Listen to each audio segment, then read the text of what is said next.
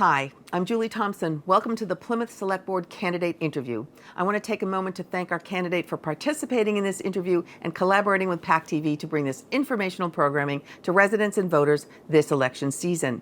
Let me explain the format. Today, Helm will be interviewed. Harry will have 2 minutes to introduce himself, speak about his background, his qualifications, and why he's running for office. He will then be asked a series of questions, which will also be a back and forth exchange between me and him. They will go no longer than 3 to 4 minutes. He will then have 2 minutes for a closing statement. His 2 minutes opening and closing statements clocks is on his screen so he knows where he is time-wise. So Harry, let's get started. You're going to have 2 minutes to do your opening statement. Thank you. Hi, I'm Harry Helm, First Vice Chair of the Advisory and Finance Committee, and I'm running for a seat on the Select Board. Plymouth is truly an amazing place to call home. I think we all know that. But we all know that we need a change in our governmental attitude to better serve the residents of Plymouth. Our town government and town hall must become more accountable and transparent. They must take a greater leadership in controlling the relentless upward spiral of our taxes. Residents, you know it and you've talked about it. It's time to stop waiting and finally do something about it. Shortly after moving permanently to Plymouth, I joined the Town Advisory Finance Committee, and I currently serve as the first vice chairman. I volunteered my time to help make Plymouth a more successful community, but we are at an inflection point right now. And that's why it's time for me to leave the Finance Committee and join the Select Board. I will bring my many years of experience and my many years of observing our town government and administration in action to bear in addressing the many issues we face as a town. Thank you. Thank you. All righty. Now we're going to go on to question 1. Fiscal responsibility is always an issue for town government. The town budget grows every year. How do you balance the financial needs of the town against the financial burden to the residents?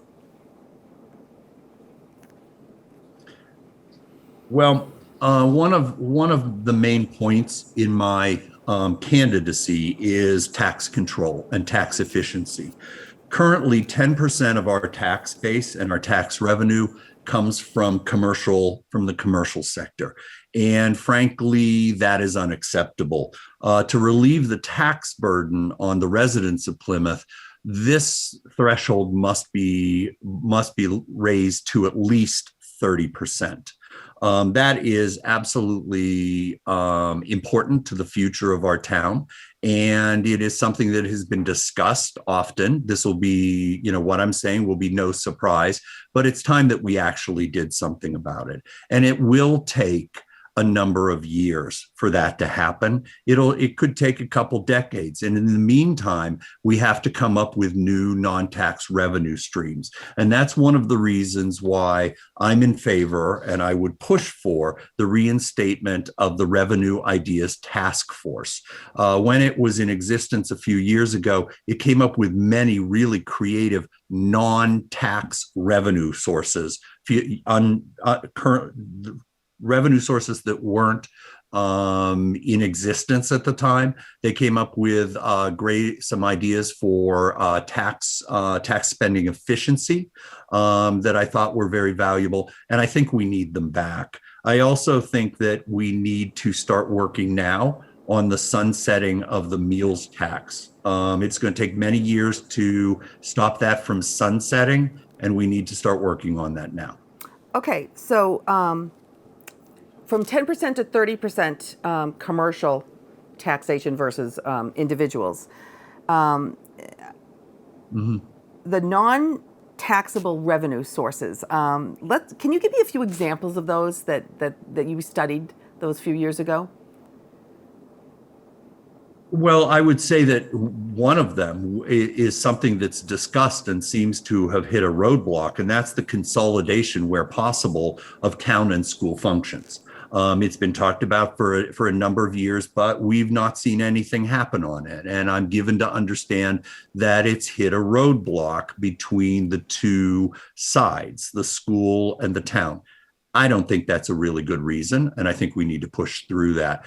They also came up with ideas of about the harbor launch and the fees for people using it. There were a number, and I can't remember exactly what they were, but there were a number of interesting new services the town could provide that would be fee-based for both tourists and for residents. So if you didn't use them, you would not pay taxes on them. So, it's pretty important that they are non-tax.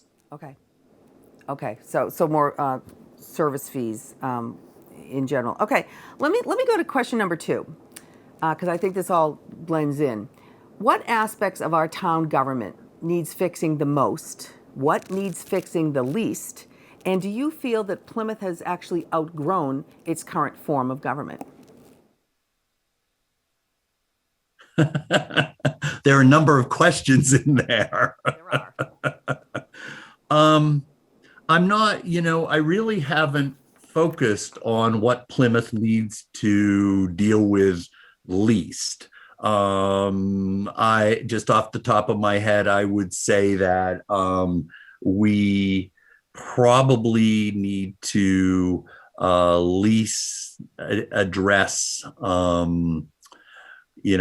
possibly the spending that we do on tourism, and focus more on commercial. And by the way, when I say commercial, I'm not talking about more big box retail and more fast food joints.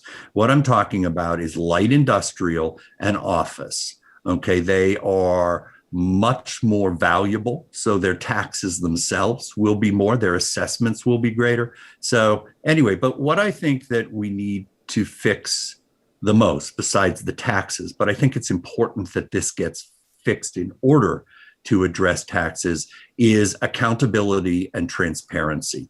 In my years of watching how things go on, it really appears that no one is really held accountable for anything. And so mistakes get buried, whether they're in the construction of the sewer main or the original South High School or the library roof. They get buried, and then they, pardon the pun, explode on the scene with very detrimental impacts to the taxpayers of Plymouth.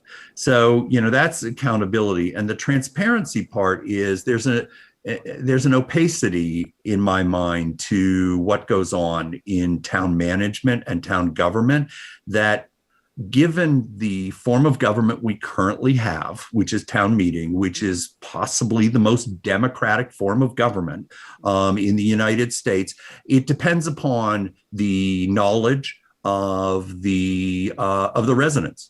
Not just the town meeting residents, but all residents. They have to be knowledgeable and they have to have opinions formed from facts and information. And I just feel that information is very, very difficult to come by at this point. Let me just ask you one follow-up on that before we go on to the next question, though.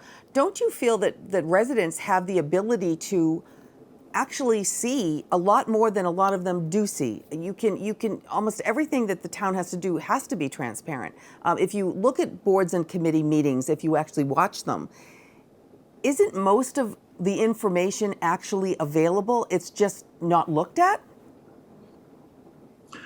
A lot of it is. You're absolutely right. And that is on the onus on the residents. But from my opinion, a possible question you're going to ask me about, the recent planning board meeting with the Bump Rock Road covenant. I encourage if you didn't watch it, rewatch it when it's on PAC TV. It is, to me, an exercise in non-transparency on the part of that board. Okay. And I think that the consequences have flowed outward from that. Okay, so that would be an example that people could look at for what you're saying. That's an example. To make your point. Okay, yep. Let me go to question 3. Turnover of sitting members of a board can be a positive or a negative. What are your thoughts on the turnover of the select board? Are you referring to the position that is up, or are you versus referring people that to have been on it for a while versus brand new people on a board? There's pros and cons to both. Well, I think what's your that, feelings? yeah, yeah. Well, generally at this point in time, I'm, obviously pro changing this seat on the select board. I think that it's important that the voters look at who it is who is running, and what their experience is, because every single new person on the board is going to have a learning period before they're fully up and running. That's just the way it is anytime any transition, whether it's in the private sector or the governmental sector. That's going to happen. But what you want to look at is who's going to be up and running as quickly as possible, who's going to already have knowledge about how town meeting works, what the scope of the Board of Selectmen actually is, what are the town administration and town hall, let's call it, what are their duties, and how does the Board of Selectmen interface with that, with their responsibilities of overseeing the town administration. So I think that's important in it. And I've had a number of years. Okay, let me ask you a question. Do you think that it is commonly known exactly what the select board is responsible for? And can you define it in your opinion? What are they responsible for the town of Plymouth? Well, just not to get into detail, they're responsible for overseeing the administration of the town. They're in charge. They are an elected board that oversees a non-elected town administration, and they do that through the town manager. Obviously they are constrained in interactions with other elected boards. But basically, the way that I look at it, they're responsible for the efficient running of this town. Okay. Excellent. All right, great. Let's go to the rapid response 20-second answer question. If you were given $5 million. Wait, question. You have 20 seconds to ask? Yeah, 20 seconds to answer. Go ahead. If you were given $5 million to spend in any way you desired for the town of Plymouth, what would you spend it on? Oh my.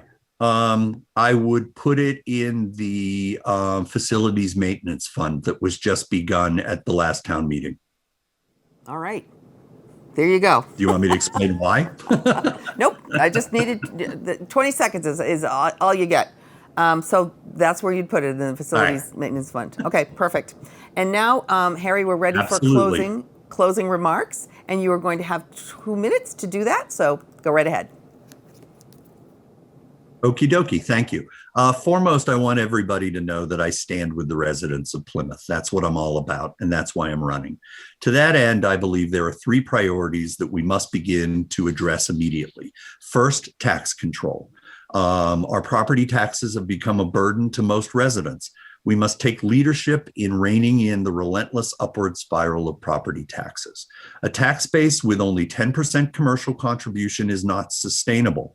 We must push ourselves to achieve a 30% commercial tax base. This is entirely doable, but it will take time. So we also must need to develop new non-tax revenue streams. So I believe it's necessary, as I mentioned before, to reinstate the Revenue Ideas Task Force. When in existence, this group had a number of very creative ideas that were in the non-tax area. We must begin now the process of removing the sunset clause from the meals tax, which is currently paying for the new town hall, but it will sunset. It is a state level occurrence to remove the sunset clause, and it will take a number of years, and we have to start now. We also must address town government inefficiency. This includes pushing for consolidation where possible in town and school functions, and answering the question, why can't Plymouth seem to build anything right the first time? South High School, the sewer system, the library roof, the list goes on and on. Secondly, change must include accountability. Currently, it appears that no one in town management is being held accountable for anything. Mistakes are buried instead of learned from, and problems are hidden and left to suddenly reappear at greater cost to taxpayers. Third, our town government and administration must become transparent in all of its dealings.